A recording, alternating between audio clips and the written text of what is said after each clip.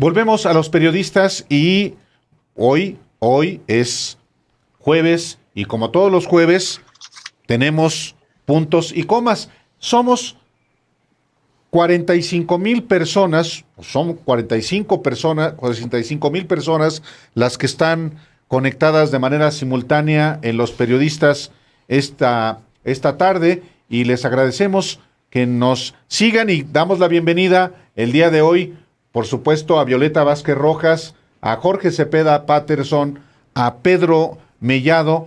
Bienvenidos, como siempre, a los periodistas. Buenas tardes. Buenas tardes. Buenas tardes. Y bueno, hoy, llegando y arrancando, el primer tema, pues sí, tiene que ver con, tema propuesto por ustedes, con la jornada electoral que tendrá lugar el próximo domingo para la revocación de mandato y por supuesto estamos en espera de lo que ocurra, pero ¿a qué nos enfrentamos ante este ejercicio del próximo domingo? Violeta, adelante, muy buenas tardes.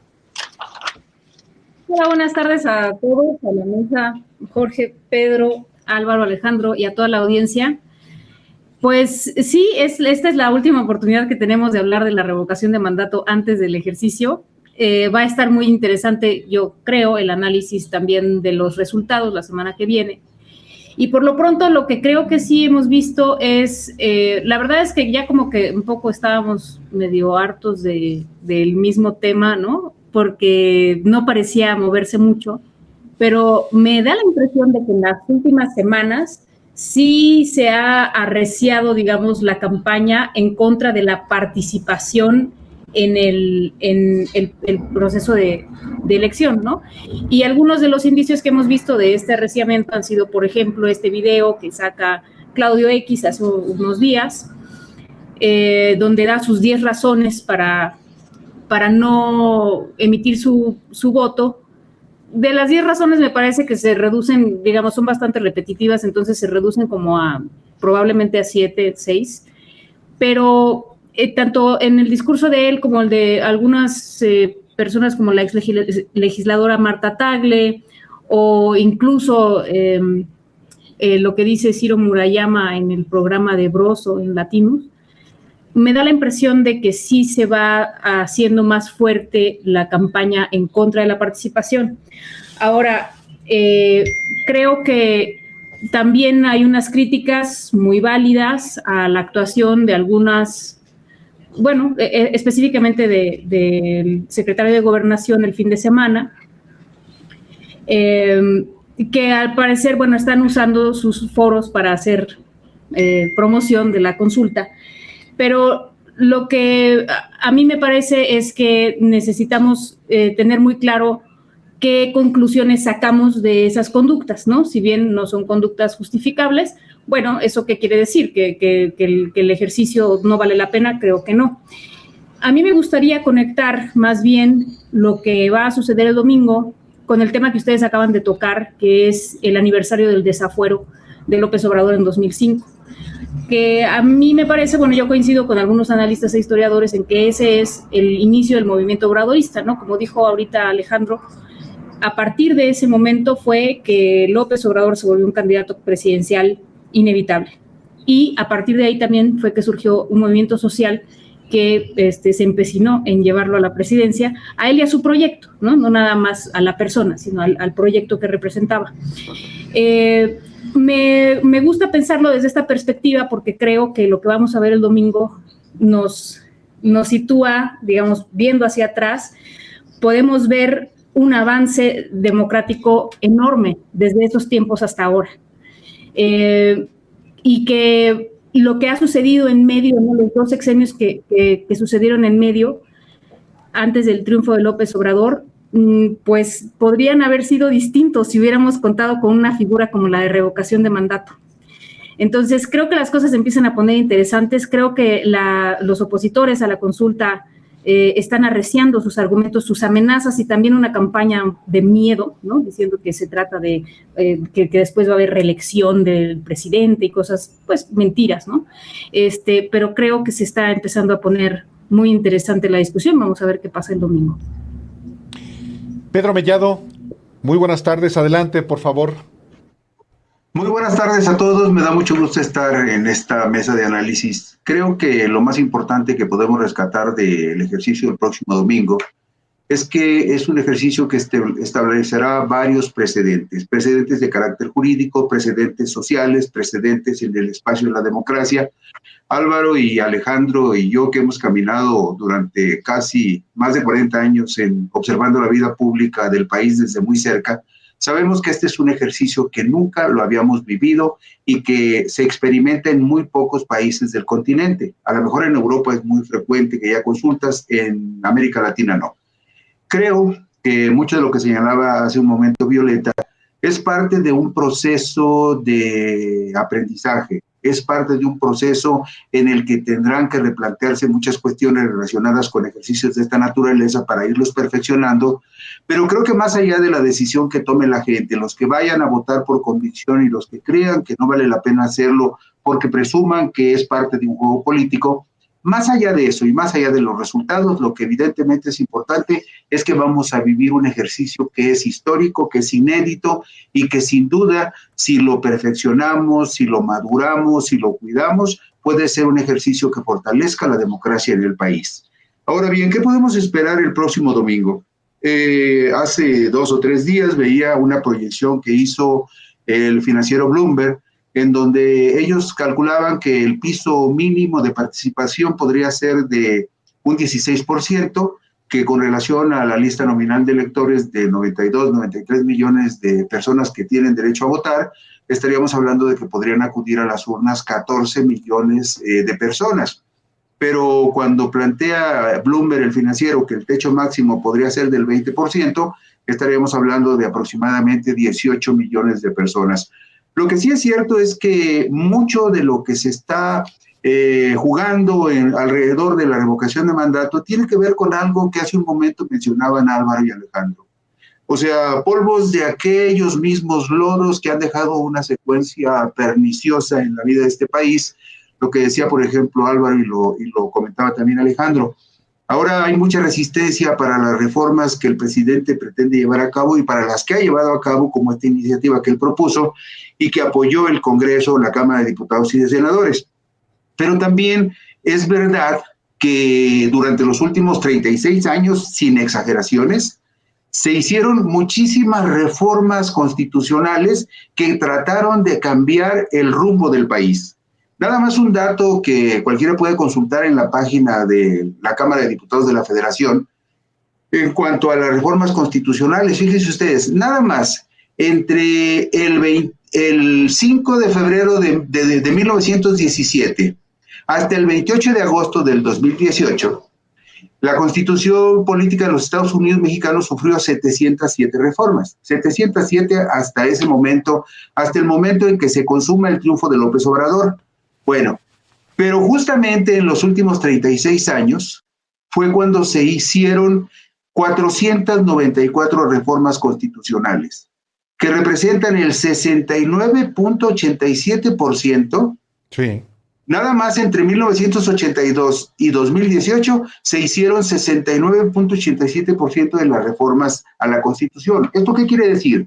Que los gobiernos de Miguel de la Madrid, de Carlos Salinas de Gortari, de Ernesto Zedillo Ponce de León, de Vicente Fox Quesada, de Felipe Calderón, tenían un frenesí por modificar la Constitución. Sí. Y si leemos con detalle y vemos con detalle lo que pasó en ese tiempo, nos vamos a dar cuenta de algo que es terrible.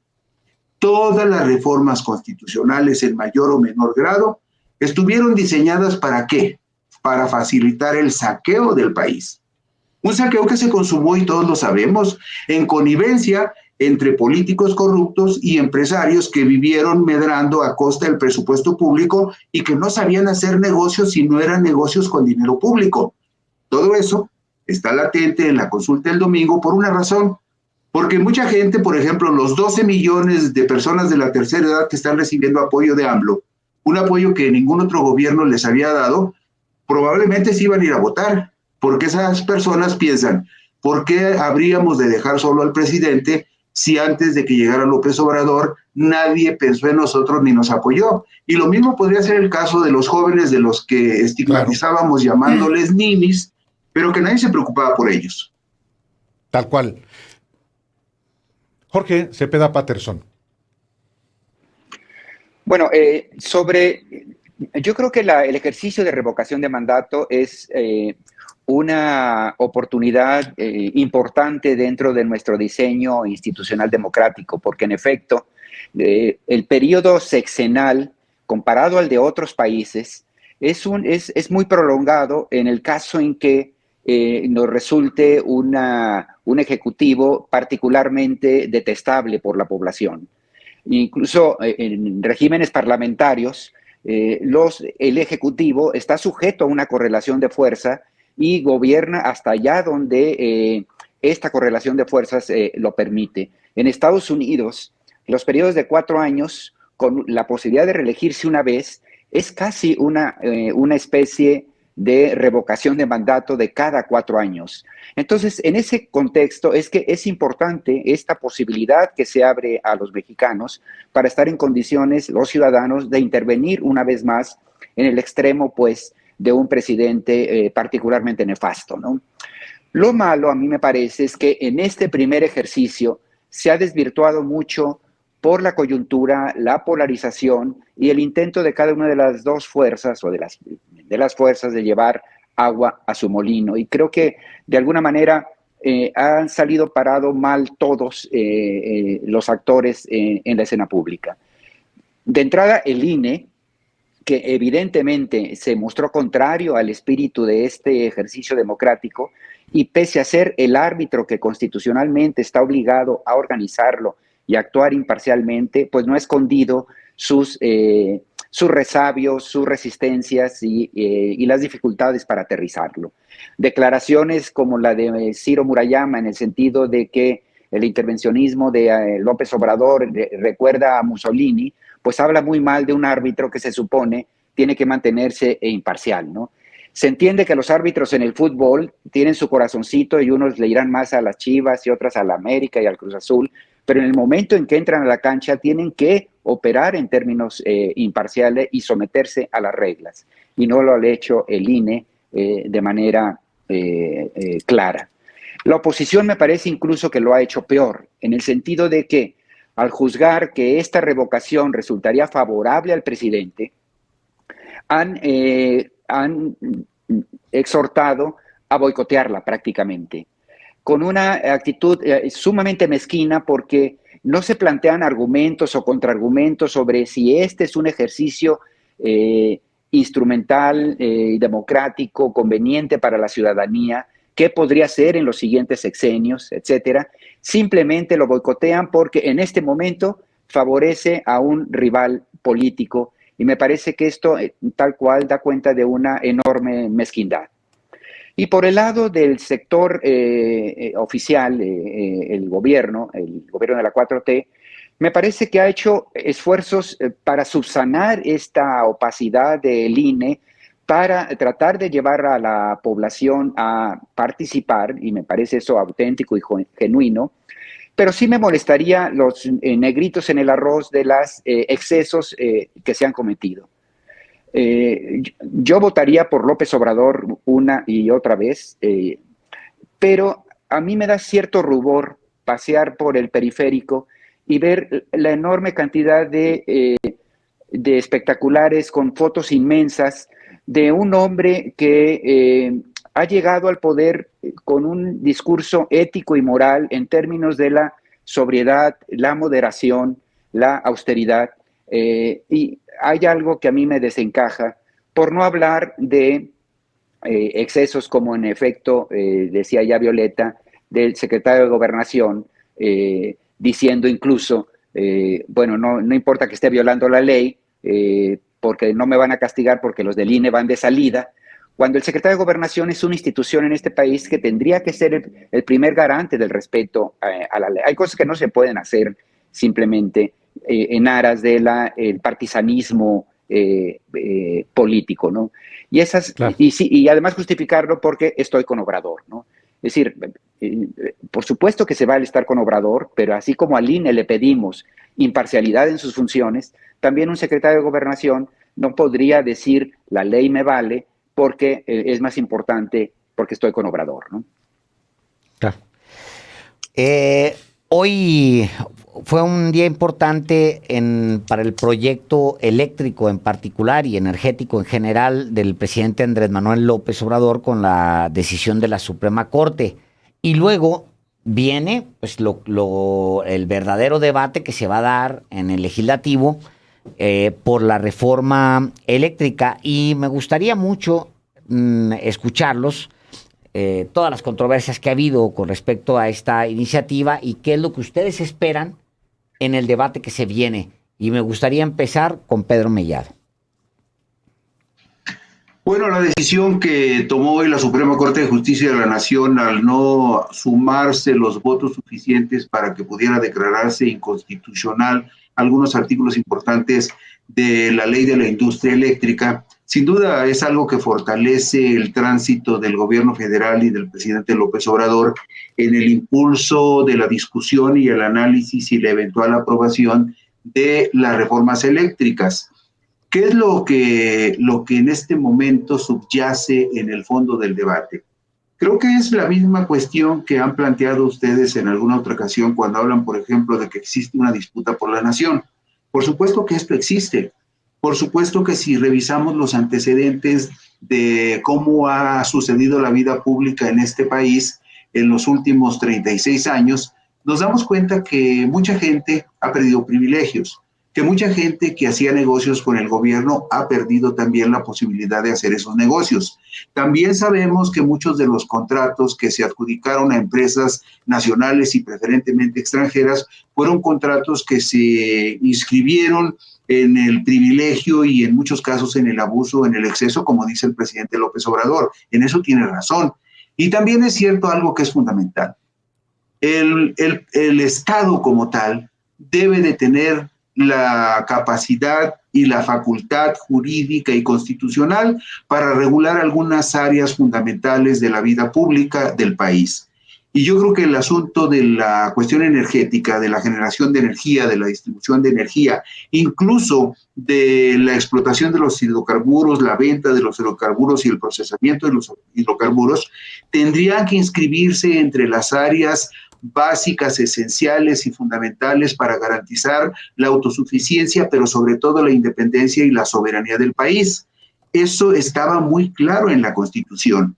Y si nos regresamos, como decía hace un momento, y observamos las reformas que se hicieron desde 1982 hasta 2018, nos vamos a dar cuenta que se perdió la esencia fundamental que le daba legitimidad al Estado mexicano y en particular al partido que se decía heredero de la Revolución Mexicana, de la filosofía de la Revolución Mexicana. Sabemos que ese partido a partir del 1982, cuando fue tomado por asalto por los tecnócratas, encabezados por Miguel de la Madrid y después profundizado este proceso con Carlos Salinas de Gortari, sabemos que desdibujaron por completo el proyecto de la revolución. Pero evidentemente que el presidente López Obrador pretenda rescatar para el Estado la regulación de áreas esenciales que no pueden estar sujetas al libre comercio de aquellos que quieren hacer negocios y que quieren exacerbar hasta el extremo su voracidad para sacar beneficios de explotar bienes que debería de explotar la nación en beneficio de la mayoría del pueblo. Creo que el presidente tiene razón. Creo que esta resolución que tomó hoy la Corte de decir, no encuentro elementos suficientes, y 4 ministros de 11 dijeron, no encontramos elementos para declarar inconstitucional esa ley.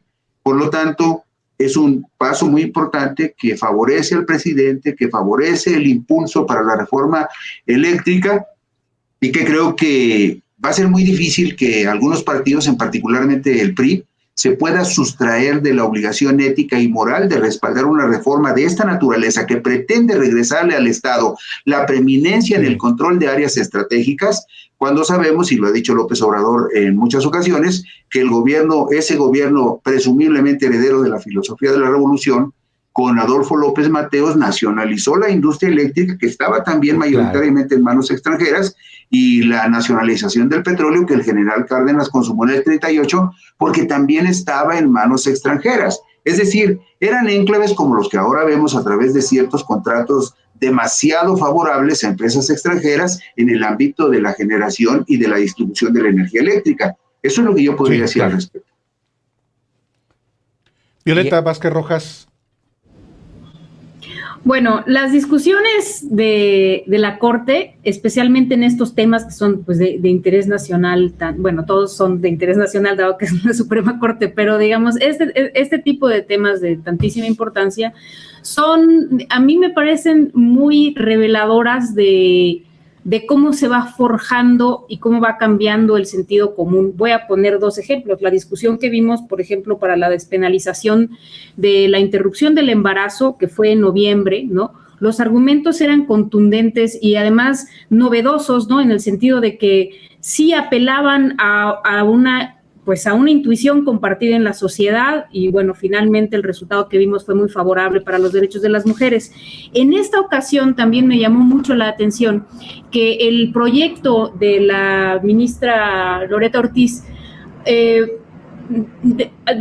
defendía la constitucionalidad de la ley con base en una premisa que yo creo que todo mundo ya va aceptando como verdadera, porque lo es, creo yo, pero bueno, antes no se consideraba así, que es que el acceso al suministro eléctrico es un derecho humano y por lo tanto el Estado debe garantizarlo.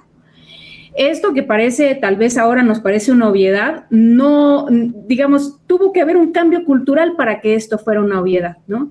Y en ese sentido me parece que fueron muy interesantes los argumentos, tanto de la ministra ponente como del ministro Saldívar, por ejemplo, ¿no? Que en algún momento dice algo muy revelador, ¿no? Dice, no por el hecho de que a partir de la reforma que es la ley vigente en este momento se haya permitido la libre competencia, quiere decir que la libre competencia es el fin, ¿no? Cuando el fin en realidad es garantizar un suministro seguro, confiable, continuo,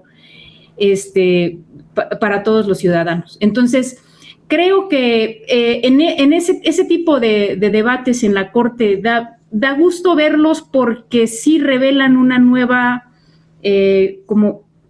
concepción. Me parece que reflejan cosas que la sociedad ahora piensa, ¿no?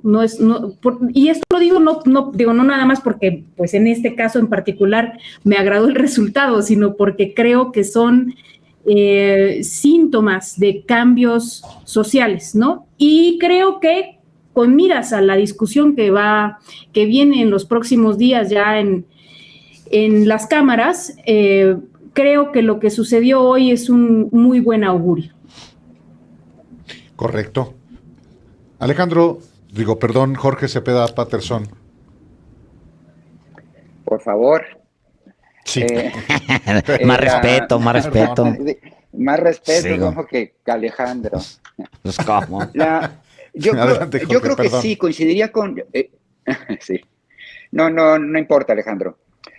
Yo creo que lo que dijo Violeta tiene mucho sentido. Es decir, la energía es un bien público y es de interés social, un derecho de la población, y la única manera de garantizarlo y universalizarlo para la población es quitarlo de la esfera exclusiva del mercado.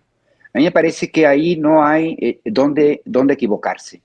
Ya en los comentarios previos se decía con mucha razón, ahí sí Alejandro, que en efecto en la lógica de mercado en la que opera la iniciativa privada, no es racional, no es rentable llevar luz a través de estas torres enormes que parecen marcianos al lado de las carreteras.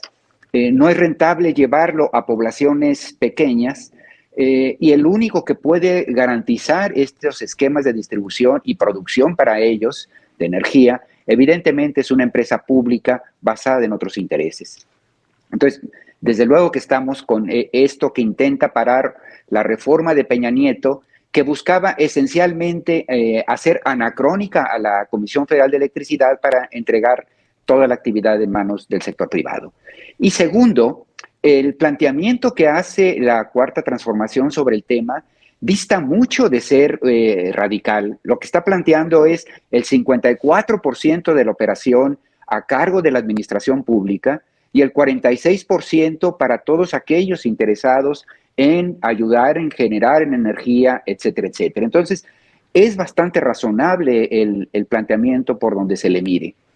Sí diría, porque a mí me gusta poner los negros del arroz, sí diría que el tema de las energías renovables o las energías limpias ha sido un punto no suficientemente aclarado en la argumentación del sector público.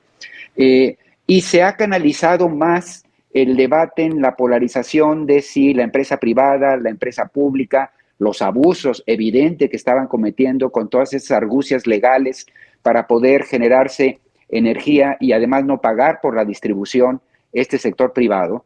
Pero hemos perdido de vista un poco y a veces ahí en la discusión se la han ganado al sector público porque muchos ambientalistas se han ido con la finta y han creído que esta discusión entre sector público y sector privado es también una discusión de energías sucias contra energías limpias y no es necesariamente así. Creo que ahí ha faltado más aclaración, propuestas concretas por parte de la CFE para decir, sí, hay una parte que se fabrica de esta manera, pero hay otra parte que se fabrica de esta otra manera y además estos proyectos para sanear la generación de energía pública también. Y luego, por último, hay mucha hipocresía en todo esto, como si la modernidad, los países ricos, la iniciativa privada son energías limpias necesariamente y las de la CFE son sucias. Vamos, en el norte de Europa, en Canadá, en Estados Unidos, la proporción que se genera a partir del carbón todavía, porque tienen enormes intereses en la extracción y distribución de carbón, es abismal. Entonces, el país tiene que hacer una adecuación entre los combustibles que están disponibles, los recursos que están disponibles y tendencialmente la necesidad de ir caminando hacia energías verdes. Bien, pues Jorge Cepeda Patterson, Violeta Vázquez Rojas, Pedro Mellado, gracias por esta mesa de análisis, este nuevo Puntos y Comas. Muchísimas gracias y nos vemos el próximo jueves. Gracias. Hasta luego. Gracias. Buenas tardes. Un abrazo muy grande. Buenas tardes.